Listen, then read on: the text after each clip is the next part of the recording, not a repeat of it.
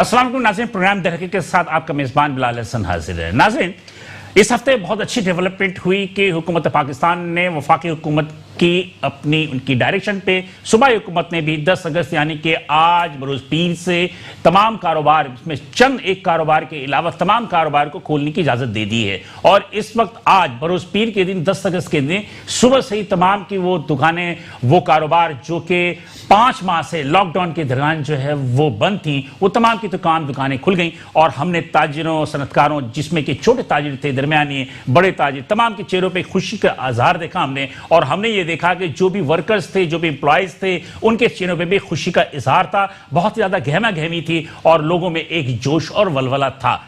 लेकिन नाज़रीन, ये भी बात भी दुरुस्त है कि कराची शहर जो कि वफाक और सूबाई सतह पर, दोनों सतह पर अरबों खरबों रुपए इन्हें रेवेन्यू कमा कर देता है, उसके इस 3-4 दिन की बारिशों ने जो बेड़ा गर्क किया है, उससे भी हम अवाम यकीनी तौर पर बहुत मुतासिर हुए। और हमारे ताजिर, सनतकार भी इन्हीं अवाम में से, इसी मुआशरे का एक हिस्सा हैं। और तमाम की तमाम पानी जो गलियों में दाखिल हो गई, मार्केटों में दाखिल हो गई, सड़कें टूटी हुई हैं, गटर उबल पड़े हैं, जिसकी वजह से यकीनी तौर पर एक माहौल जो है कराची शहर का वो बहुत ज़्यादा बदनुमा हो चुका है। आज हम इन्हीं दोनों मौजू पर गुफ्तगू करेंगे अपने इस प्रोग्राम में कि दर हकीकत इसका पस मंजर क्या है। इस प्रोग्राम को आगाज करने से पहले मैं आपको अपने मेहमानों से आपका तारुफ करवा दूं जिन्होंने इस प्रोग्राम को आज रौनक बख्शा है। तो मेरे पहले मेहमान हैं जनाब शेख हबीब साहब, जो कि सीनियर नायब सदर हैं कराची सिंध ताजिर इत्तेहाद। सीनियर वाइस, ठीक है, वो कर लेंगे, थोड़ा सा हो गया। मेरे दूसरे मेहमान है जनाब जावेद शम्स साहब, जो कि सदर है कराची डिवीजन अंजुमन ताजिरान सिंध। बिल्कुल, शुक्रिया। ठीक है, सही दिया ना? ओके जी। और मेरे तीसरे मेहमान है हम्माद पूनावाला, जो कि बहुत ही मुमताज ताजिर है एसएमएस के, जो कि मैं समझता हूँ कि छोटे और दरमियानी ताजिरों में काफ़ी ज़्यादा मुमताज़ मकाम भी रहते हैं ये तीनों हजरात। लेकिन उसमें हम्माद पूनावाला साहब, चूँकि उन्होंने अपनी गिरफ्तारी इतनी जेल में चले गए, तो आजकल वो बहुत बड़े लीडर हैं। हम्माद पूनावाला साहब जनाब सदर है कराची सिटी ताजिर इत्तेहाद। तीनों हजरात का बहुत शुक्रिया। और अपने अपने शोबों में यकीनी तौर पर अपने अपने एसोसिएशंस में आप लोग जो है बहुत ज़्यादा मुमताज़ हैं। और मैं समझता हूँ कि आप लोग जो भी काम कर रहे हैं, उस काम पे यकीनी तौर पे आवाम भी बहुत ज़्यादा अप्रिशिएट करते हैं और आपके ताजिर बरादरी भी आपकी बहुत ज़्यादा अप्रिशिएट करते हैं। बहुत शुक्रिया कि आप तीनों यहाँ तशरीफ़ लेकर आए। नाज़रीन, मैंने इस प्रोग्राम को आगाज़ जो किया था वो उस पर हमने लॉकडाउन पे, उसके बाद आवाम के मार्केटों को खोलने पे, और उसके बाद हमने बारिशों पर लिया था। इस प्रोग्राम को हम आगे बढ़ाएंगे, लेकिन यहाँ पे एक छोटी सी रिपोर्ट देखते हैं। इस रिपोर्ट के बाद दोबारा हाजिर होंगे। खुदा करके कोरोना के बाइस एहतियाती तदाबीर के तौर पर बंद होने वाले कारोबार को हुकूमत ने 5 माह के बाद मुकम्मल तौर पर जारी रखने के अहकाम जारी कर दिए। शहर में हर तरफ कारोबारी गहमा गहमी देखने में आ रही है। कुछ कारोबार को अगले माह सितंबर से खोलने की यकीनदहानी करवाई गई है। एक जानिब लॉकडाउन से कारोबार मुतासिर तो था ही, लेकिन हर बरस की तरह मौजूदा बरस भी मानसून की बारिश के बायस शहर जलथल हो गया। हर सड़क, गली और मोहल्ला बारिश के पानी से ज़ेरे आब आ गया। मार्केटों में पानी दुकानों में दाखिल होने से बारिश के इख्तिताम के बाद भी उसके असरात को महसूस किया जा सकता है। महसूस ऐसा होता है कि शहर का कोई भी वली वारिस नहीं है, कोई भी जिम्मेदारी लेने को तैयार नहीं है। सूबाई हुकूमत और बल्दियाती इदारे सियासी चपकलिश के बायस आपस में ही उलझ रहे हैं और अवाम इन इदारों के दरमियान सैंडविच बन के रह गए हैं। अरबों खरबों रुपए वफाक और सूबों को देने वाला ये शहर सियासत और मफादात की जंग में उलझ कर रह गया है। अस्सलाम वालेकुम नाज़रीन, दोबारा हम हाजिर हैं आपसे इस प्रोग्राम में। इस प्रोग्राम के इंट्रो के बाद जो हमने रिपोर्ट देखी, इस रिपोर्ट में जो हमने बात करने की कोशिश की है कि आज इस प्रोग्राम में हम इसको डिस्कस करेंगे। और इसी हवाले से हमने अपने ताजिरों के लिए, जो कि लॉकडाउन के बाद आज दुकान भी खुली, उनकी कारोबार भी खुला, और कराची शहर के अपने इंफ्रास्ट्रक्चर के हवाले से भी हम कुछ गुफ्तगू करेंगे। तो मैं सबसे पहले अपने गुफ्तगू का आगाज़ करूँगा शेख हबीब साहब से। आप क्या कह रहे थे कि आपका जो ओहदा है, शायद कि मैंने कुछ गलत कह दिया कि सीनियर नायब सदर, सीनियर वाइस चेयरमैन जो अच्छा, वाइस चेयरमैन, चलिए वाइस चेयरमैन नायब सदर में, और कराची सिंध ताजिर का चेयरमैन। लेकिन खादिम हम तो नहीं, खादिम नहीं है, माशाल्लाह आप लोग सेठ लोग हैं यार, ऐसी बात नहीं। शेख साहब, कैसा लग रहा है आज 10 अगस्त को सब कुछ खुल गया? सर, सबसे पहले तो मैं प्राइम मिनिस्टर पाकिस्तान का शुक्रिया अदा करूँगा कि कम से कम देर सवेर होश आया, पाकिस्तान की 25 करोड़ आवाम को कुछ रिलीफ मिला। आज इस सूरत में मुसलसल 4 माह से जो जिद्दोजहद कर रहे थे कि ताजिरों के हवाले से कि कम कोरोना की सूरत हाल से अल्हम्दुलिल्लाह पूरी दुनिया में पाकिस्तान आज तकरीबन निकल चुका है। तो मतलब ये कि लोग खुश हैं? अल्हम्दुलिल्लाह लोग बहुत खुश हैं। आज जो कारोबार खुला है, आप ये देख लीजिए, ट्रैफिक का निज़ाम देख लीजिए, सारा सिस्टम देख लीजिए कि आज लोग फुल फ्रेश होकर जो है घरों से बाहर निकले, कारोबार की तरफ जो है कामज़द हुए हैं। और अल्हम्दुलिल्लाह मुझे उम्मीद है कि आइंदा आने वाला हफ्ता जो है हमारे लिए बहुत कारआमद। अच्छा, साथ साथ आप ये भी बता दीजिएगा, इस कारोबार के दौरान, लॉकडाउन के दौरान बहुत सारे लोग जो है बेरोजगार हो गए थे, अब ये कारोबार दोबारा शुरू हो गया, अपने आहिस्ता आहिस्ता मेरे ख्याल में कि 10-15 दिन, 20 दिन, 1 महीने के बाद ये अपने उरूज में पहुंचेगा। तो वो लोग जो बेरोजगार हुए थे, क्या आप लोग उन्हें दोबारा वापस बुलाएंगे या बहुत ही शॉर्ट किस्म के मतलब महदूद मुलाजिमीन के साथ काम करने को तरजीह देखिए, देंगे? इस वक्त तो मैं समझता हूँ कि पूरे पाकिस्तान में महदूद हद तक जो है मुलाजिमीन जो रखे हुए हैं उन्हें रखा जाएगा, जिन्हें फारिग कर दिया लाखों की तादाद में। ये आप भी समझते हैं कि पूरे पाकिस्तान में बेरोजगारी, स्मॉल इंडस्ट्री तबाही की तरफ चली गई, छोटा ताजिर बिजनेस कम्युनिटी बिल्कुल पिछड़ी रह गया। जो सफेद वो जो तबका था वो तो बिल्कुल तबाह हो गया। प्राइम मिनिस्टर ऑफ पाकिस्तान से हमने रिक्वेस्ट की थी, बाहर रिक्वेस्ट की, आपके प्रोग्राम से भी तवज्जो से रिक्वेस्ट की कि छोटे ताजिरों को जो है बिला सूद कर्जे दे दिए जाए। लेकिन हमारी बदकिस्मती है कि सिंध गवर्नमेंट ने हमसे वादा किया, सीएम साहब ने हमसे 2 दफ़ा वादा किया, ऐसा कुछ नहीं किया। हमने प्राइम मिनिस्टर पाकिस्तान से भी रिक्वेस्ट की, लेकिन कुछ नहीं किया। हमें बामजबूरन हालत 3 माह के बाद हमने लोगों को निकालना शुरू कर दिया। ज़ाहिर है बेरोजगारी तो बढ़नी है, उस बेरोजगारी के सबब आप देख लीजिए कि तो बेरोजगारी में कमी की तवक्को नहीं कर सकते अभी हम? नहीं, बिल्कुल ये दूसरी आप देखें ना, बेरोजगारी की वजह से आप ये देख लें कि स्ट्रीट क्राइम में इजाफा हो गया।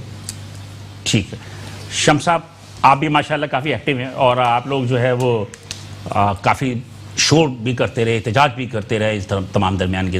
अभी तमाम मसाइल हल नहीं हुए, लेकिन आज 10 अगस्त को जो कारोबार तमाम खुल गए, तो आप क्या समझते हैं कि ये एक अच्छी पेशरफ्त है उनके लिए जो बेरोजगार हो गए?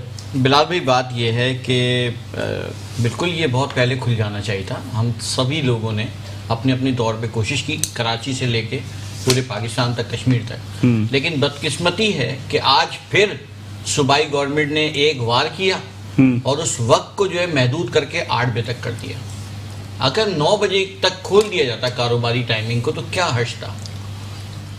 फौरी तौर मेरी बात हुई थी, वो उनका कहना यह है कि 8 बजे इसलिए किया गया कि 8 बजे जब आप शुरू करते हैं तो उस दुकान के इख्तिताम करते होते होते 9 बज जाते हैं। देखें, इस तरह तो फिर आप किसी चीज़ को मुस्तकिल कर ही नहीं सकते ना। ये मसाइल का हल नहीं है। मसाइल के हल के लिए लोगों के साथ जब आप बैठते हैं तो उस पर इम्प्लीमेंटेशन होती है। लैंड क्रूज़र गाड़ियों में घूमने से नहीं होता। आपने नहीं देखा कि बारिशों में क्या हाल हुआ, इस पे तो इनकी चलती है। लेकिन कार्डियोवेस्कुलर के अंदर 16 नंबर में जो 1-1 फुट पानी खड़ा रहा, लोग अपने प्यारों को मौत और ज़िंदगी की कश्मकश में हाथों में उठा के लाए। सर, कितनी तकलीफ़ की बात है। कोई गया वहाँ पे?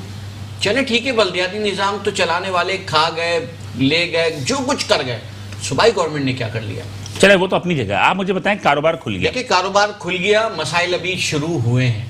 सही कहा हबीब साहब ने कि अब मसाइल सामने आएंगे। जो एम्प्लॉई हमारे चले गए, जो फैक्ट्रियों से, कारखानों से, दुकानों से, वो परेशानी में, वो हमारी तरफ देख रहे हैं। अल्लाह हमारा मददगार है। इंशाअल्लाह हम पाकिस्तान को बचाने के लिए और चलाने के लिए अपना किरदार अदा करते रहेंगे। मतलब ये कि आप ये समझें कि कुछ बेरोजगारी में कमी वाकई होगी, बहुत टाइम लगेगा, बहुत टाइम। मसाइल बहुत या ज़्यादा हैं। या आप लोगों ने भी एक जहन बना लिया है? नहीं, जहन कि नहीं आप बनाया, एक जहन मखसूस, नहीं एक बनाया, महदूद जहन- मुलाजमिन के जहन साथ नहीं ही बनाया काम जी, करना है। जहन नहीं बनाया। हम तो बार बार कहते रहे कि खोल दें ताकि लोगों के घर चले। फाकों से लोग मर गए सर। कितने लोग ऐसे हैं जो फाकों से मर गए? अगर उसका भी हिसाब करें तो वो दर्जनों में है। कौन जिम्मेदार होगा? मसाइल हैं, अल्लाह खैर करे। लेकिन भूख से मरते हुए तो आज तक तो कोई खबर नहीं है कि कोई भूख से मरा हो। नहीं सर, कभी भी नहीं लिखा जाता। क्या मेडिकल में कभी लिखा गया किसी मौत के ऊपर कि ये जो है वो भूख से मर गया? नहीं, हार्ट अटैक से मर गया, बीपी लो हो गया। लॉकडाउन के अंदर साहब, जब बहुत सारी पेट खबरें खाली आई, होगा तो बहुत सारी खबरें आई वो लॉकडाउन बात है, के। मसाइल तो हैं। सोशल मीडिया में ऐसा बार-बार नहीं है बिलाल भाई कि मसाइल हल हो गए। बिल्कुल, अब मसाइल का सामना हमें करना है और हम करेंगे इंशाल्लाह। ये डिस्कस अभी चलेगी। अभी अब मैं तो अभी, चूंकि आप लोग 3 मुख्तलिफ एसोसिएशन हैं और आप लोगों के पीछे एक बड़ी तादाद है ताजिरों की। मैं समझता हूँ शेख हबीब साहब हो गए, आप हो गए, हमाद पूनावाला साहब हो गए, इन सब के पीछे बड़ी तादाद है लोगों की। तो यकीनी तौर पर उनकी होप्स भी हैं। बहरहाल हमाद साहब, शेख हबीब साहब और जावेद शम्स साहब ने बात की कि जनाब अली की बेरोजगारी में ख़त्म होने में भी इतनी आसानी, मतलब जल्दी नहीं होगी। आप क्या समझते हैं कि क्या हुकूमत जो है आपको मजीद कोई रिलीफ देगी, या आप हुकूमत की तरफ कारोबार को मजीद आगे बढ़ाने के लिए, एक्सपेंशन के लिए कोई मुतालबा करेंगे?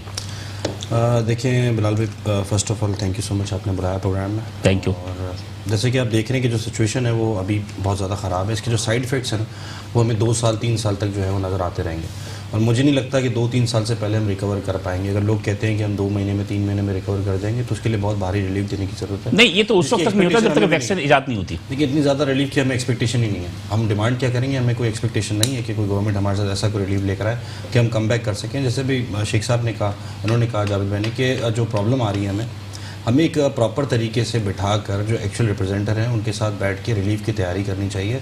अदरवाइज़ जो अब साइड इफ़ेक्ट हैं वो तो नज़र आएंगे मुहर्रम के बाद। जो लोग डिफ़ॉल्ट कर गए हैं, जिनका कारोबार ख़राब हो गया, जब वो मार्केट में आएंगे, जब वो काम करेंगे तो फिर नज़र आएगा कि कौन लोग जो है फारिग हुए हैं। तो अभी तो लोग जो है वो नज़र आ रहा है कि लॉकडाउन के अंदर परेशान है, जो पेमेंटों के मामलात हैं, लोग जो है वो कहते हैं कि भाई लॉकडाउन ख़त्म होगा, हम आपके साथ काम करेंगे।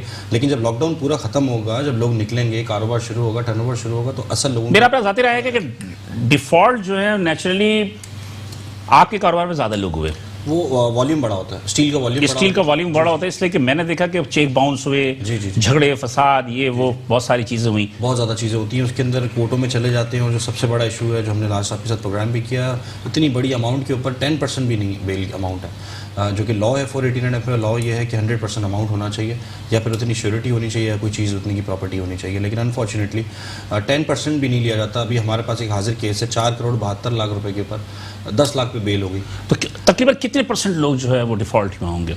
देखिए मुझे तो काफ़ी ज़्यादा नज़र आ रहे हैं। अगर मैं आपको फिगर्स बताने जाऊँगा तो मुझे बाज़ारों के अंदर से 80% से अब।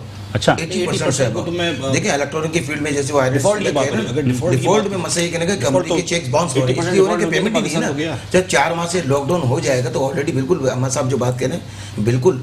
अच्छा, मैंने ये देखा कि चूंकि मैं समझता हूँ कि 80% हो जाएंगे, लेकिन डिफॉल्ट तो 30-20-30% नज़र आ रहे हैं डिफॉल्ट होते हुए, जो बिल्कुल नीचे चले गए, अनस्टेबल हो चुके हैं। और अच्छा खासा खाता पीता आदमी जो हम देख रहे हैं बाजारों के अंदर, ये भी देख रहे होंगे बाजारों में, वो बहुत ज़्यादा क्राइसिस में आ गया। आप देखें उनके पहनने ओढ़ने से, खाने पीने से नजर आ रहा है कि वो ज़्यादा क्राइसिस में। कुछ चीज़ें जो लोग अपने भरम रखने के लिए भी जो उसको पूरा करते हैं, लेकिन ये है कि बहरहाल वो तो अंदर का कबर का हाल तो मुर्दा ही जानता है कि क्या सूरत हाल हो रही है। मार्केट वाले आ रहे हैं बिजली के बिल लेके, उनकी बेचारों की कारोबार नहीं है, उससे ऊपर के उनकी कहीं ज़्यादा जो है वो बिल आ रहे हैं। हमारे वर्कर्स आ रहे हैं जिनके 10,000 15,000 रुपये तनख्वाह है, उनको 20,000 रुपये बिल आ रहे हैं। इतना ज़्यादा लोग परेशान है, मुझे नहीं लगता कि बहुत आसान है। 2 साल से पहले रिकवरी करना बहुत मुश्किल है, बहुत मुश्किल हो जाएगी। 2021 बिल्कुल सही कहने 2021 मेरा ख्याल है कि आप लोग भी इस बात को जहन बना के हैं कि आहिस्ता आहिस्ता ग्रेजुअली जो है अब जो वो करना है, ताकि वो जो करना पड़ेगा ना बिलाल भाई। देखें ना, जैसे अहमद ने कहा कि 2 साल, ये 2 साल भी वो है कि अगर पूरा टाइम मिलता है और सिनेरियो चेंज नहीं होता, दरमियान में अब कोई मसला ना हो तो सेकंड स्पेल खड़ा है अभी। हाँ, अभी ये काम खत्म होगा नहीं, एफबीआर का मसला आ जाएगा, फिर हम एनआईसी को रो रहे होंगे, फिर हम दूसरी चीज़ों को रो रहे होंगे। ये चीज़ें हमारे सर पे भी तो गई थोड़ी हैं,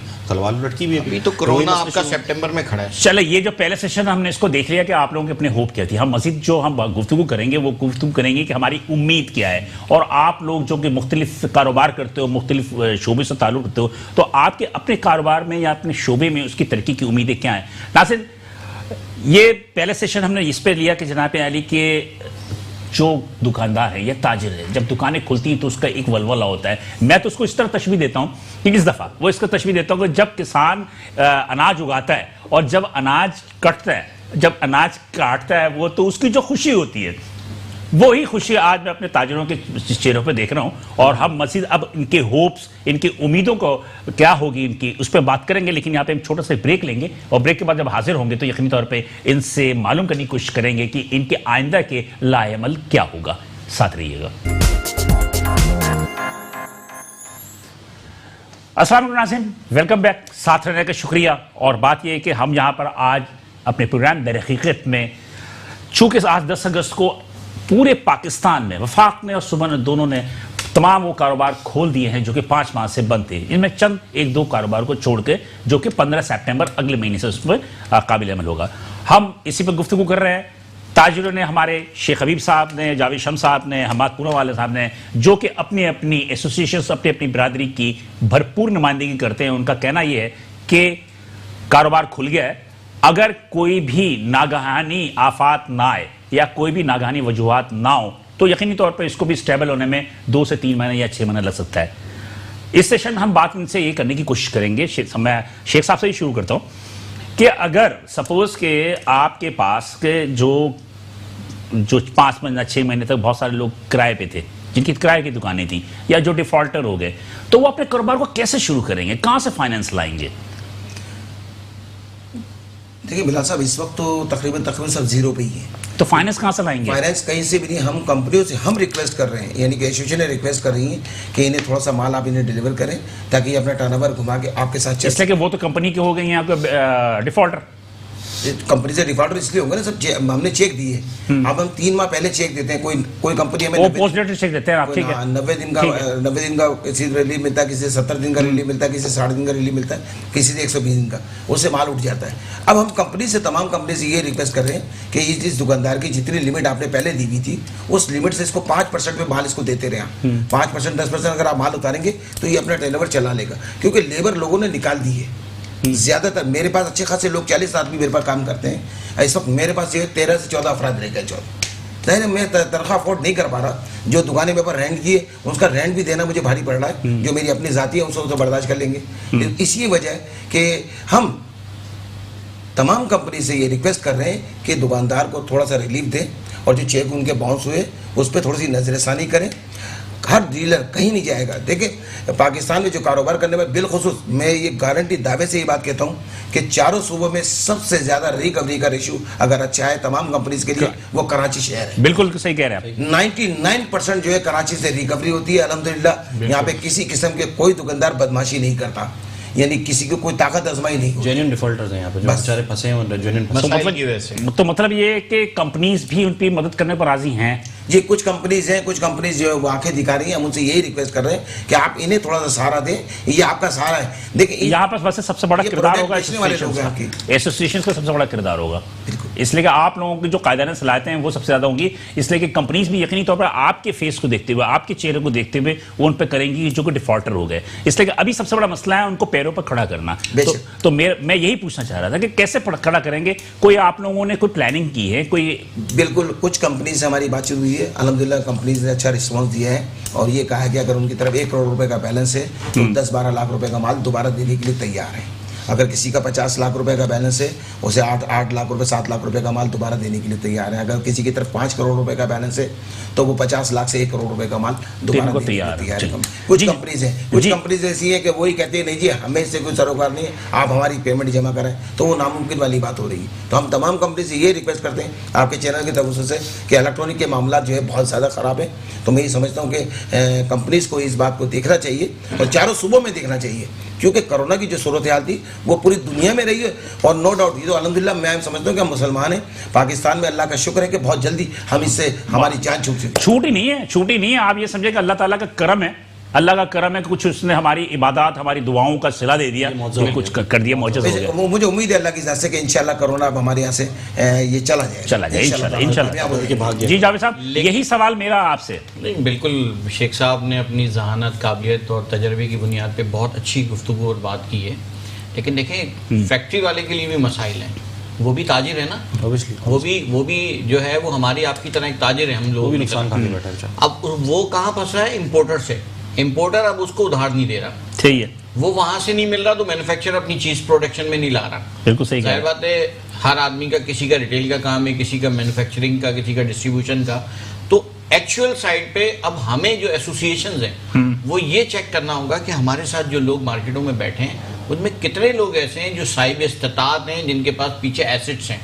ऐसा तो नहीं लोग डिफॉल्ट हमारी आपकी जबान पे डिफॉल्ट कर जाएं और चले जाएं। देखिए कंपनियों के पैसों की भी जमानत हमें ही देनी है, हमने ही लेके चलना है। और शेख साहब ने सही बोला कि अगर वो 25% या 20% उनको सपोर्ट करते हैं तो लोग खड़े हो सकते हैं। कराची में अल्हम्दुलिल्लाह बड़े बड़े मसाइल आए, 6-6 दिन 8-8 दिन कर्फ्यू लगा रहा, उसके बाद चंद घंटे के लिए खुला और फिर उसी तरह फिर रौनक हो। लेकिन बहरहाल एक चीज़ है, मैंने देखा है कि ये सब कुछ सही है, लेकिन ये अमूमन जो मेरी ऑफ द रिकॉर्ड बात हुई बहुत सारे ताजिरों से, एसोसिएशन पे वो इत्मीनान नहीं करते। नहीं सर, वो इसलिए नहीं करते वो कहते हैं कि एसोसिएशंस में जो लीडरान होते हैं वो ज़्यादातर अपने मफाद के लिए ज़्यादा काम करते हैं और दीगर के लिए जो है वो जहाँ सोशल मीडिया जहाँ एक्टिव हुआ है ना बहुत सारी चीज़ों में, वहाँ ये हकाइक भी सामने आए कि किसकी कितनी वर्थ है और कहाँ मौजूद है।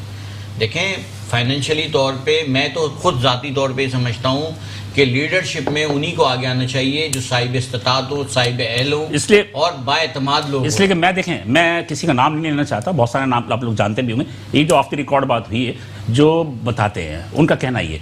अब रही बात ये कि सवाल ही पैदा होता है कि एक एसोसिएशंस का अपना अराकीन पे या अपने उन दुकानदारों पे एतमाद रखना, ये बहुत बड़ी बात होगी। सर, ये मैंने आसान कहा काम ना नहीं आपको है। कि हमें ये देखना होगा कि पीछे उसकी वर्थ क्या है, वर्थ क्या है, उसकी सीधी- कैपेसिटी क्या है। पता चले मैं शेख साहब या हमाद भाई या जो भी लोग काम कर रहे हैं वो किसी को 20 लाख का माल दिलवा दें, उसके पास तो ना मकान अपना है, ना कोई गोल्ड एसेट्स नहीं, ना कुछ है, ना गाड़ियां हैं, कैसे वो वापस करेगा? मसाइल अभी ख़त्म नहीं हुए। हमाद भाई ने कहा ना, ये एक लॉन्ग टर्म प्रोसेस है, इसके लिए बहुत सोच समझ के आगे जाना पड़ेगा। और बदनसीबी है हमारे इस मुल्क की कि हम लोगों को किसी भी हुकूमत ने सिवाय आज तक लॉलीपॉप देने के कुछ नहीं दिया। उस पर कसूर किसका है? ये देखें ना, 1200 अरब रुपए सिंध गवर्नमेंट के टैक्सों के थे, वो कहाँ गए?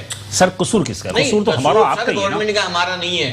बात यह है कि हम हमारे आने वालों को खुशामदीद कहते हैं और जाने वालों को नहीं गालियां तो बकते आखिर हैं। आवाज आ गई है ना सर, क्या पाक फौज को लिया है सिंध के लिए, कराची के लिए लिया है? और इस पे आप बिल्कुल ये बड़ा बात कीजिए। कंट्रोवर्सी वाला बयान है। नहीं, मेरा अपना जाती राय है कि फौज जो है वो जिस काम के लिए अल्लाह के वास्ते उस काम के लिए रहने दें यार। गुजर नाला साफ करवाने तो क्या इंफ्रास्ट्रक्चर नहीं करवा सकते? मैं देखिए, क्या सुपरविजन नहीं करवा सकते? लेकिन थोड़ी दे रहे हैं। नहीं गवर्नमेंट थोड़ी मांग रही है। नहीं देखिए, अगर नाले साफ कर रही है तो आर्मी नहीं कर रही है, एनडीएमए कर रही है, नेशनल डिजास्टर मैनेजमेंट अथॉरिटी। उसका आर्मी से कोई, आर्मी का उसका सपोर्ट कर रही है। अब एफडब्ल्यू है, उसका सरबराह कौन है? देखिए उसका जनरल है। अमजद साहब कौन है? सब कुछ सही कह रहे हैं आप। इस पर कौन ड्यूटी देखिए मेरी है? बात सुने, एफडब्ल्यू है, कहाँ पे है? फ्रंटियर वर्क्स ऑर्गेनाइजेशन, उसको भी तामीरात का काम दिया गया या उसको भी जो है कहा जा रहा है, तो इसका मतलब ये थोड़ी कि आर्मी इन्वॉल्व हो गई है। मैंने बोला आर्मी नहीं है, और आर्मी को ना बुलाया इस तरह जिस तरह रेंजर्स को बुलाया आपने। और रेंजर्स की सूरत में आपके पास तो आर्मी वैसे ही मौजूद है शहर के अंदर, आपको जरूरत क्या है? बहरहाल सर कोऑर्डिनेशन का गैप है। अगर रेंजर्स मौजूद भी है तो ताजिर बिरादरी के साथ गैप अब भी मौजूद हाँ, है।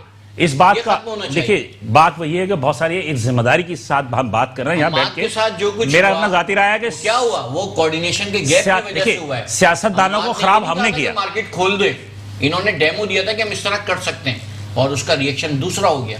क्यों? कोऑर्डिनेशन गैप नहीं था। हमाद भाई गलत तो नहीं कह रहा मैं? जी बिल्कुल, हमने यही कहा था।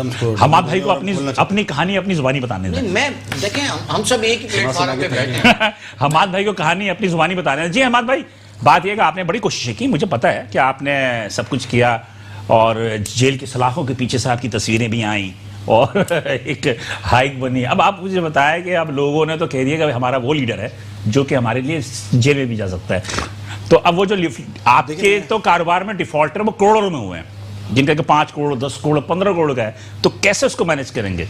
देखिए, तो अभी उन्होंने कहा सोशल मीडिया बड़ा स्ट्रांग है, उसमें अगर कोई ऐसा काम करता है तो वो छुप नहीं सकता। कहीं ना कहीं किसी न किसी खबरें आई जाती हैं कि वो कहीं ना कहीं बहुत सारे ऐसे लोग हैं जो सोशल एक्टिविटीज़ को बिजनेस बना के बैठे हैं। तो ऐसे लोगों का चेक इन बैलेंस भी होना चाहिए और ऐसे लोगों को तो जगह ही नहीं मिलनी चाहिए।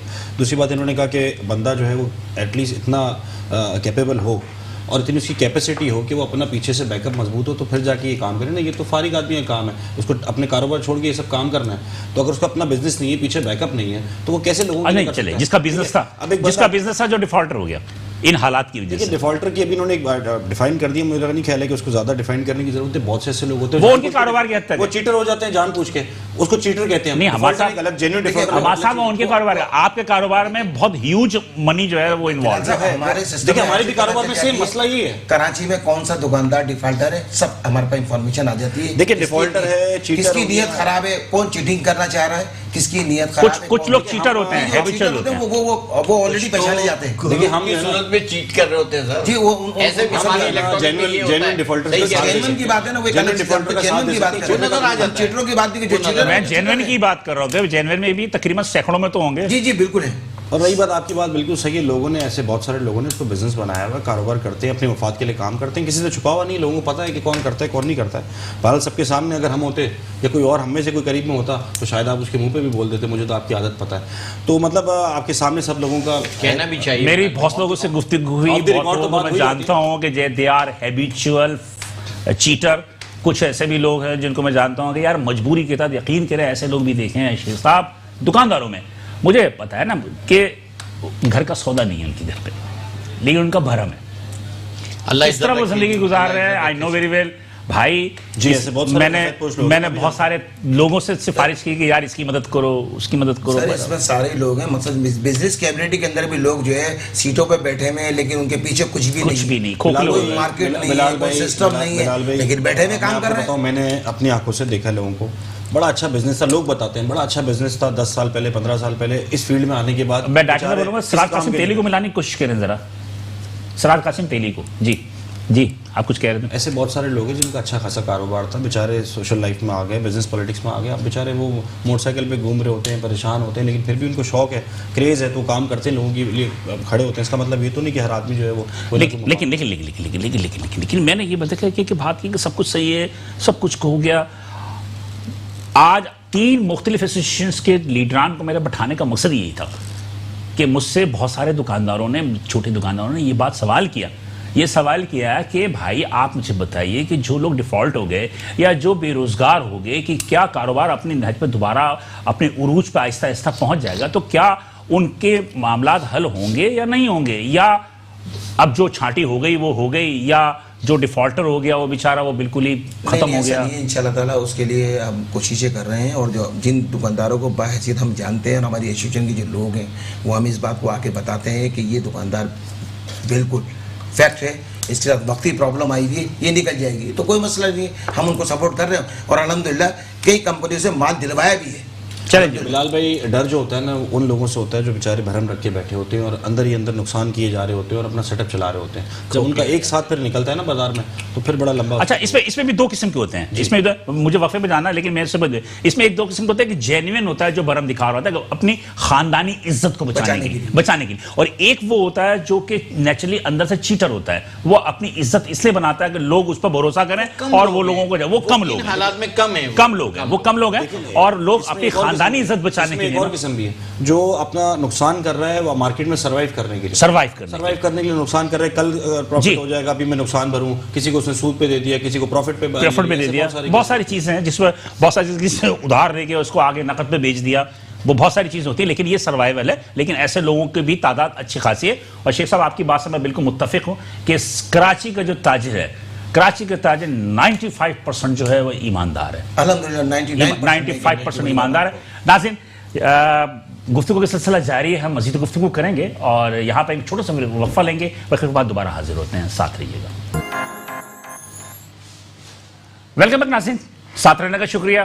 प्रोग्राम में वक्फे में जाने से कब जो है हम इन तीनों हजरात से, जिनमें शेख हबीब साहब, जावेद शम्स साहब, हमाद पूनावाला साहब से गुफ्तगू ये कह रहे थे कि लॉकडाउन के दौरान जो कारोबार से मुलाजमीन की छांटी हुई है, जो बहुत सारे लोग डिफ़ॉल्ट हुए, अब दोबारा कारोबार अल्लाह करे कि किसी भी मतलब कि ब्रेक के बजाय जो है वो अल्लाह ताला रहम करे कि एक कंटिन्यू तसलसल के साथ कारोबार चलता रहे, जैसे माजी में चलता रहे, तो क्या सूरत हाल होगी। बहरहाल ये तमाम चीज़ें अपनी जगह, लेकिन इसके साथ साथ मैं यहाँ पर बताऊँ, जैसे मैंने आपको पहले भी कहा था इंटरव्यू में, कि कराची शहर में सिर्फ लॉकडाउन का मसला नहीं था, एक इंफ्रास्ट्रक्चर का ही मसला है। और इस इंफ्रास्ट्रक्चर को लेकर जितनी बातें मीडिया में हो रही हैं, लोगों में हो रही हैं, या लोग जो रहते परेशान हैं, इन तमाम परेशानियों का हल के हवाले से हमारे ताजिर बरादरान भी जो है वो मुख्तलिफ अपने बयानात भी दे रहे हैं, दुख का भी इजहार कर रहे हैं।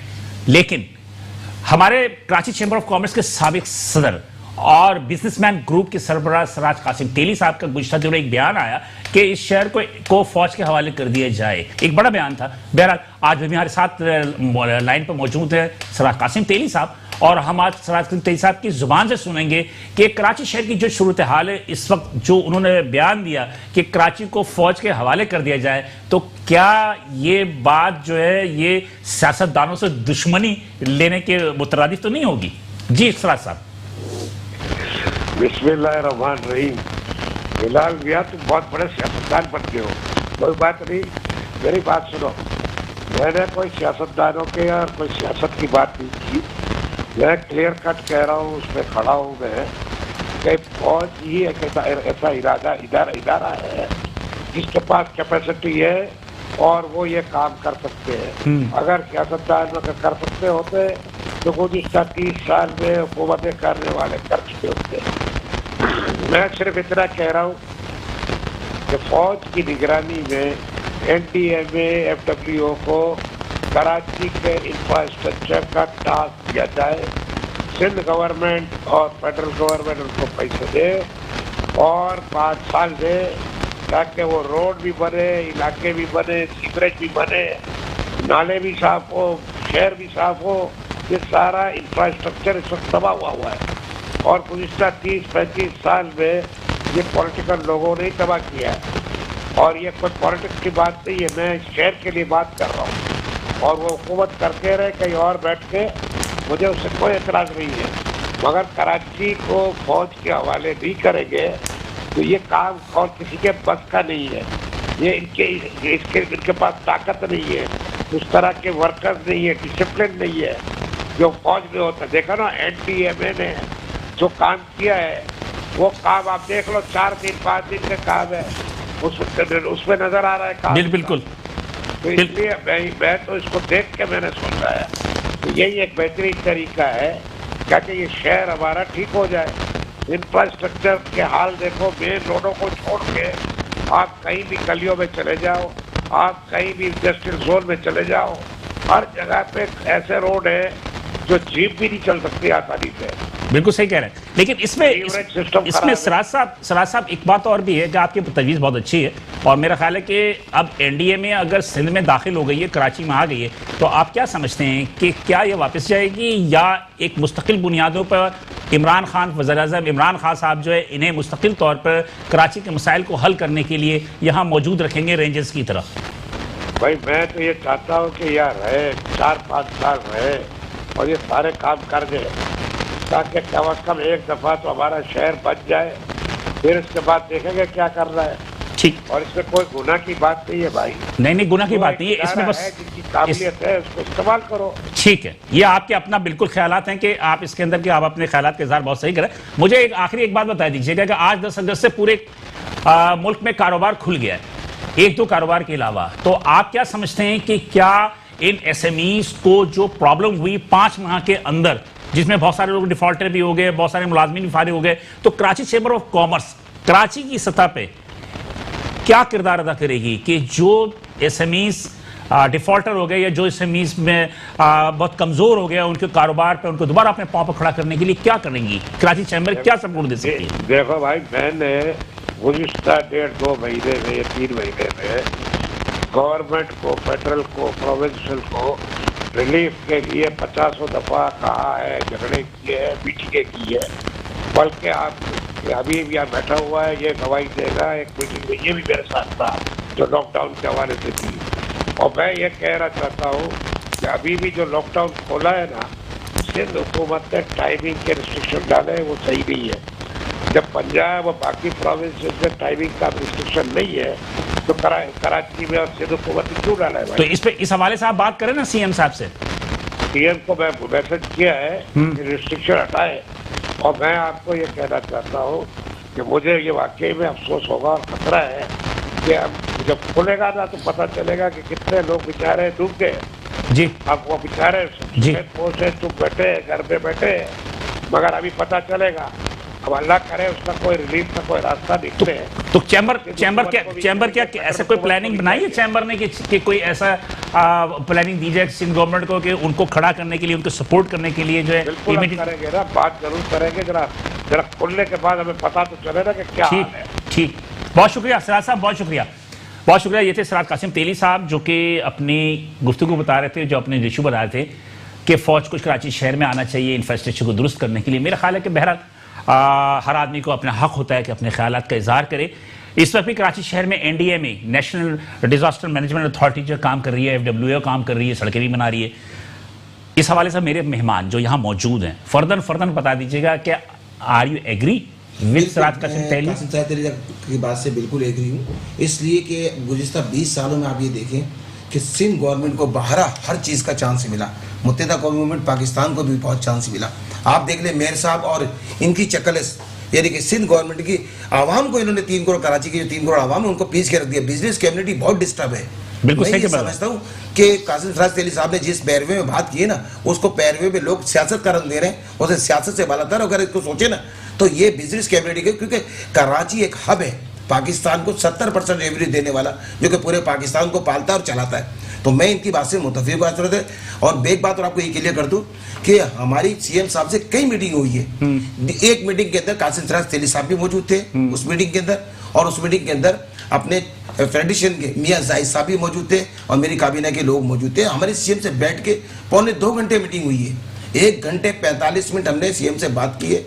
उसके बावजूद उन्होंने हमसे वादा किया था, अपना सलीम मारवाला साहब मौजूद थे वहाँ पे, उन्होंने ये कहा कि बिल्कुल हम इनको बिला सूद कर्जे दे सकते हैं। सीएम साहब ने हमसे वादा किया, मैं आपके प्रोग्राम में पहले भी बता जी जी जी, उन्होंने हमसे वादा किया था कि बिला सूद कर्जे हम आपको देंगे और सिंध गवर्नमेंट जो है आपको दिलवाएगी विभाग से बात करके। लेकिन उन्होंने फिर स्टेट बैंक के थ्रू कर दिया रीफाइनेंसिंग स्कीम, जिसमें कि 5% फिर 3% पे वो लोन दे रहे थे। 65 अरब रुपए दे दिए उन्होंने, उनकी लिस्ट लेकिन वो देखिए मेरी बात, वो ज्यादातर इंडस्ट्रीज स्मॉल इंडस्ट्रीज को दी है। और वो स्मॉल इंडस्ट्रीज कौन सी वाली आती है? वो स्मॉल, जीरो स्मॉल नहीं, वो स्मॉल इंडस्ट्रीज जिसके पास वर्कर 200 से लेके 2000 और ईओबीआई का मसला हो, सोशल ये प्रॉब्लम सिर्फ उनको दिया है उन्होंने। हमारी देखिए, हमारा जो वाइट जो तबका है ना, छोटा ताजिर जो विदाउट एनटीएन मौजूद है, क्योंकि देखिए हम हर चीज पे टैक्स देते हैं। आप इनडायरेक्ट टैक्स तो पूरे पाकिस्तान में हर चीज पे ले रहे हैं ना, लेकिन हमारा जो विदाउट एनटीएन जो तबका है वो और ये जो एनटीएन वाला तबका है, दोनों पिस गया।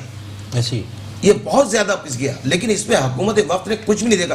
प्राइम मिनिस्टर ऑफ पाकिस्तान बयान बहुत अच्छे कर रहे हैं, वो बहुत नीचे अमली जामा नहीं पहना जा रहा। प्राइम मिनिस्टर पाकिस्तान बहुत अच्छे आदमी हैं, इसमें कोई शक नहीं है। देखिए जी, सिराज साहब एक काबिल कदर शख्सियत हैं और कराची पे गहरी नज़र है।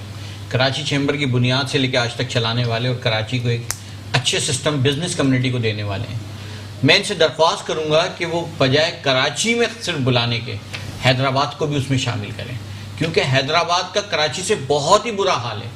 हम बजट देते हैं, हम फंड देते हैं, सब कुछ करते हैं, लेकिन सर वहाँ भी करोड़ों लोग रहते हैं और वो बहुत ही तकलीफ के मराइल में इस वक्त। उनकी गलियाँ देख लें, सड़कें देख लें, नालियाँ देख लें, मकानात देख लें, जो कुछ भी देखना है वहाँ आज तक पानी की लाइन नहीं है। कासिम साहब Karachi chamber of commerce and industry के सदस्य हैं, शहरी भी हैं, वो है, but he is not a politician. Domain में नहीं आता, वो डोमेन में नहीं आता उनके। नहीं, देखिए बात ये है, उनके डोमेन में नहीं आता। अगर उनके नहीं आता, मुतालबा कर सकते हैं कि एज ए पाकिस्तानी शहरी, मैं बतौर एक पाकिस्तानी शहरी मुतालबा कर सकते हैं। मैं बतौर अंजुमन ताजरान सिंध, पूरे सिंध की सतह पे ये मुतालबा करता हूँ कि फौज आए, इंफ्रास्ट्रक्चर बनाए और हैदराबाद को उसमें शामिल। अगर बात ये की है तो हैदराबाद चैम्बर ऑफ कॉमर्स के जो इंडस्ट्रियलिस्ट जो प्रेसिडेंट है वो क्या कर रहे हैं? देखिए सर, वहाँ भी एक बहुत बड़ी तब्दीली आ गई है अल्हम्दुलिल्लाह। जो छोटे एसएमईज है वो बड़ी तादाद में आ गए हैं और बहुत सारे लोगों को जिनको अपने ऊपर जोम था वो सब साइड हो गए।